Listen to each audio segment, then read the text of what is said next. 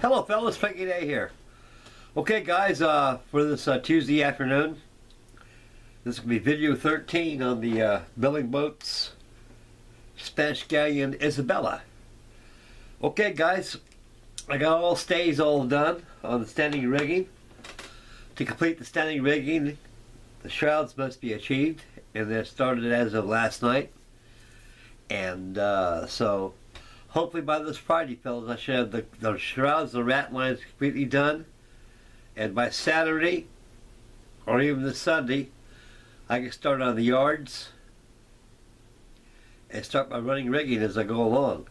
There's not very much rigging to this to a Spanish galleon, fellas. During the workings of Old English art of rigging, it's a very fast rig.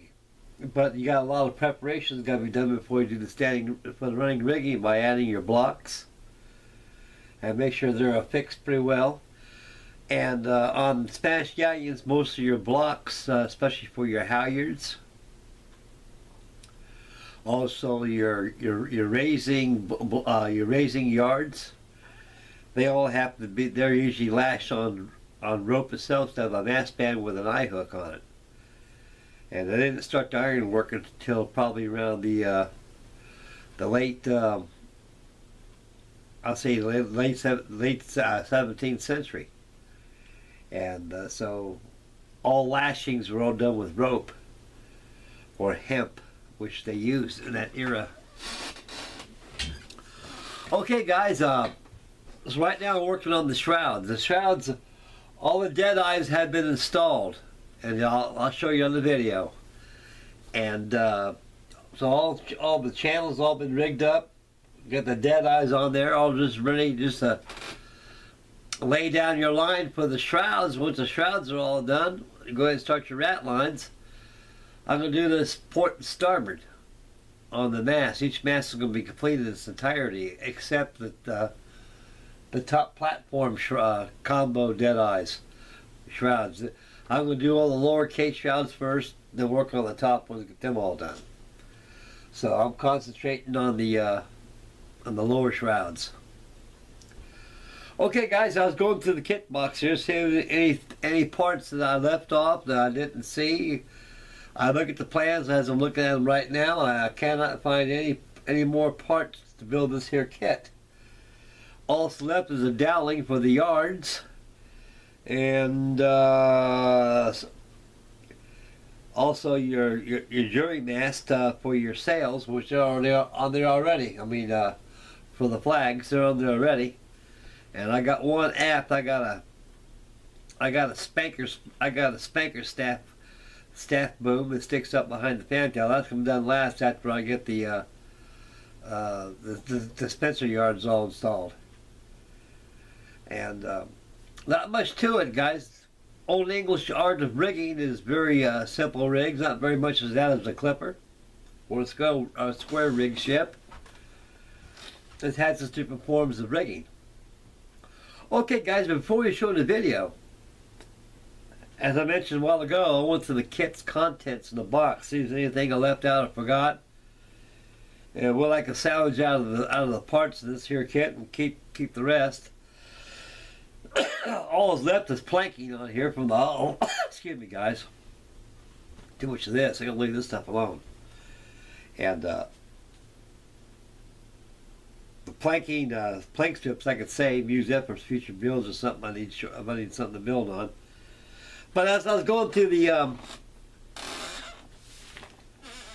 kit box, I stumbled across this. This kind of left my mind until I opened up the box. Okay guys, this whole kit here, most of these billing kits, they throw it in, so what the heck, it's a kit. Maybe he can figure it out how he wants to do it or whatever he wants to do. They give you a sail pattern plan right here. Neatly folded. I'm surprised this is not tattered up. And here's all the sails right here. They're in numerical order. You got number 1 is your spirit sail, and 2 is your top royal sail, and you got your 4-yard sail, number 3, and number 2 is your mainsail. and it tells you how to make a hemline on it. Now, if you have access to a sewing machine or know how to sew, even the lady of the house, the missus, if she has a sewing machine, if she has any skills, all those how to sew and make patterns, here's the patterns, have to make you some sales. Well, guys, I used to be an upholsterer's assistant years ago. When I got out of the Navy, it was hard for old Frankie Day to find a job. Not because of my age, because I just got out of the service and here I am starting another career again after putting 30 years in. And so we had a close family friend. His name was L.B. Jones. He's from, I believe, from Hazard, Kentucky. A good old country boy, real good fella, heart of gold, Christian man too, very much Christian. And he goes to church quite often. And he was an upholsterer. And I remember one time he said, "Frank, you need a job? I hear you need some work." I said, "Yeah, I need a job. I got another baby right now brought in this world, and I got to take care of her the best way I can, any way I can, along with the kids. And I just got out of the service. I got no skills in sewing or anything like that." He says, "No problem, I'll teach you."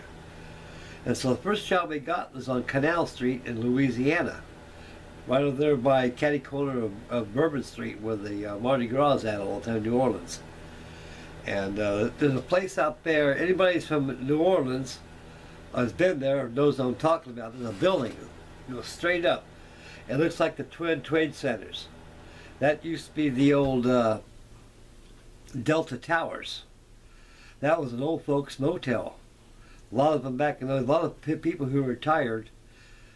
The tradition of early Americana is a lot of people who are older, my age and older, stayed in hotels, in apartment hotels.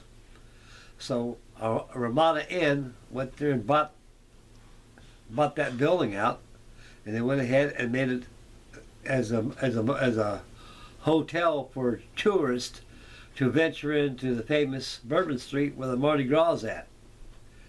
Well, when I was there, I learned how to. I had 500 rooms. You had 3 pieces of furniture, and I learned how to make patterns. I learned how to sew on a sewing machine. So I don't have a sewing machine now, fellas. I think I forgot how to do that. It's been many years ago, almost 40 years ago. It's been a long time. So right now, today I got to take care of some business, and I'm going to be in pursuit for a seamstress and find out how much it'll cost. They'll charge me to make me a set of sails for this here ship, because I've already got the cloth right here and the patterns. This cloth is actually mint condition because this bag has been open since I bought the kit, and I don't think this thing's even breathed any air since it's been shipped in this bag. So there's a lot of stuff in this kit that's pretty pristine, but the only thing that's bad about it was the wood, because it was drying out, because I let the kit lay idle for a long time since 1962. That's a long time ago, fellas, and of course, being in a warmer climate here and there, and the humidity, and that throws in a monkey wrench in the kit too, causing you to have dried wood and everything else. Well, the model it's only been built. All it needs is just go ahead and finish up the rigging. So I'm finishing up the shrouds to get the shrouds started and get them done. Then I'll go ahead and get the yards all prepared and mount same. Okay, guys, we'll swing the camera and show you how much old Frankie Day's done on Isabella. Discuss what I have done. Okay, we'll zoom in very slowly. There we go.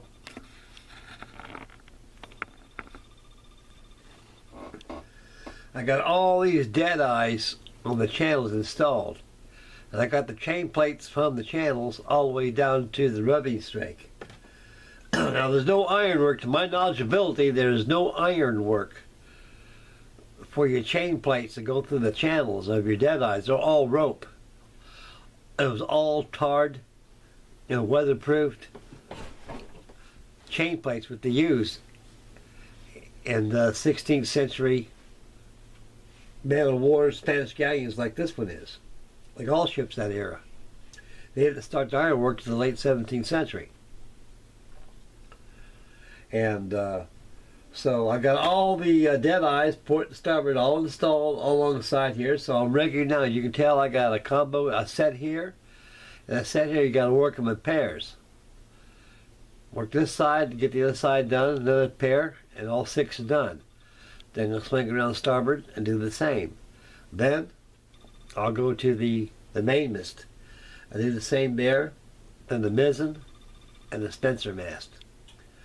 When that's done, I'm going to start weaving my rat lines. When that's all done, I'm going to go ahead and touch up a little bit of a mixture of glue and brown paint and seize off the ends right there where the rope goes at. They're going aloft on top of the last platform to do the same. Okay guys, we'll zoom in a little closer here. I'll show you something else I've done. Remember those sack of barrels that I bought down there at the Hobby Lobby? These right here. This little sack of barrels right here. I already went to one sack already. They're pretty much in scale, guys.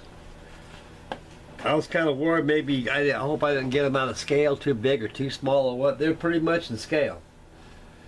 Because a deckhand, a sailor on a Spanish galleon such as this scale and 166 puts them about this high anyway. So he's about that high, so those barrels are pretty much the scale. Now I put those barrels in there. I stained it with mahogany stain, let them dry. I gave them put a little varnish on it to give them the sheen, as you can see. I got 4 more on the starboard side to install.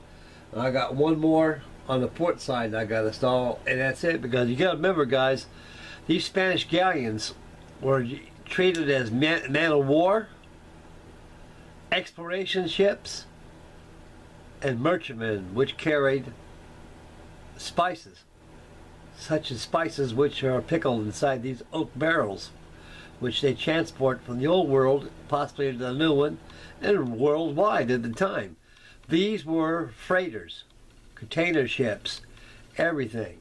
That's all they had at that time, and the technology that was available to what we have now. And to defend themselves, they were fit with shutter bays across here, which had guns. You can see all the cannons on here. Now, I went and did some research on the ship, and I learned that this was a Danish-built Spanish galleon, because all countries built Spanish galleons. These were the style of ship at the time. What it did is an improved enhancement from its predecessor of the cogs, the caravels, and the carracks. These ships were terrible. So Spain, they had an idea, why don't we just go ahead and redesign a whole new ship? And they did. That's called progress, fellas. That's called progress. And this design stayed as a mainstay until the late 17th century, when they started making English galleons and racing galleons, which had more guns. Then pretty soon the forecastle on here, as you see here, will be rid of. No use of having it anymore. All gangway decks, where they have the catwalk going down to a ladderway, going down to the main cargo deck, all up the hurricane deck to the poop deck. It's all contained in this one deck. That's how the frigates and the HMS Victory and the rest of them were designed. So these Spanish galleons actually led the way for progress to make better ships than the galleon. But these galleons were successfully used pretty much. And the Isabella right here is supposed to be a Danish-built Spanish galleon. It has a Norwegian line on the shields. And the flags up there, looks like it's Spanish flags up there. But that's just only one source of information and reference that I learned from. But the rest, guys, I don't know nothing about this ship. The plans, the builder's plans, these Spanish galleons do not exist. Because I imagine they were destroyed during war, destroyed during the Passage of Time. 300 years is a long time, fellas. 300-400 years ago, 500 years ago, that's a long time. And ain't no way paper can last that long. And of course, treated paper. They didn't paper. I guess paper back in those days didn't last too much longer. And a lot of these Spanish galleons, model kits nowadays were actually built from plans from museums. So this right here is a reconstruction of a Danish-Spanish galleon, the Isabella, Queen Isabella. And so you can see I got all the dead eyes. I got all the chain plates on there, and those oak barrels are installed on there. And right now, I'm starting on these two shrouds right here in pairs. And that's about as far as I got. And as you can see, I got all the standing rigging done. I got all the stays done. Aloft, top sides, fence and mast all done. That's pretty much it. Oh, okay, let's take camera to this really again. Alright, here I am, guys. Okay, guys, that concludes video 13. So I'm going to take care of some business. I'm going to go check this out, find out how much it is. If it's too much money, I'll just leave the sails like they are, so I won't hide the rigging. It ain't going to hurt nothing. But it'd be nice to have a set of sails on, fellas. It really would. So I'm going for that mark today. So and then I'll post another video on the Isabella probably by Saturday. That'll give me extra time because I want to make sure. My goal is to have all these shrouds and rat lines done by at least by this Friday, or early or as late as Saturday. Because like I say, it don't take that long, guys. I can probably do the foremast, do the lower shrouds on that probably about a good hour and a half time. I can have it done. So I ain't gonna be no foot race this camp, but I do like to get this thing done because I like it. The North Sea Love started, and I gotta get some builds going. Now, right this video, guys, I was watching an update channel on Stu, Stewart's Models, and he had he mentioned that our beloved Warren Blanchard has a tribute build. So I'm going to tribute towards this man because he's my friend, and I love him. He loves him. He's a good guy, and he did a lot of good for me, and I'll do anything for Warren, and I'll throw in a kit for his special tribute, and I think he'll like this one. I think you guys will like it too. I know I will. But like I say, guys, my mission is to get this thing done because when I get it done, I'm going to get back on airplanes again and work on the North Sea Love and kind of piddle around here and there to keep everything going. I'm starting to miss my airplanes now. I know this thing's tying up a lot of builds I could be doing, but I got myself into a situation of getting this thing started and get it done, and I'm sticking to it like glue, like a dog with a bone. I'm not going to let go until it's done. And so this Saturday I'll post a video on this and on the Isabella, and other videos will follow till it's done. So I'm thinking about at least 3 more weeks this ship will be finished. And I think I'll find a good place to put her. Okay, guys, this is Frankie Day signing off. God bless you guys. Thank you very much, everybody, for your wonderful comments. And make Mama happy. Please subscribe. Happy modeling and build on. And I'm still building on. And I hope you all build on together. This is Frankie Day signing off. And stay tuned for Warren Blanchard's tribute group buddy build. And this will be a nice one. You'll like this one. Okay, bye, boys. Frankie Day out of here.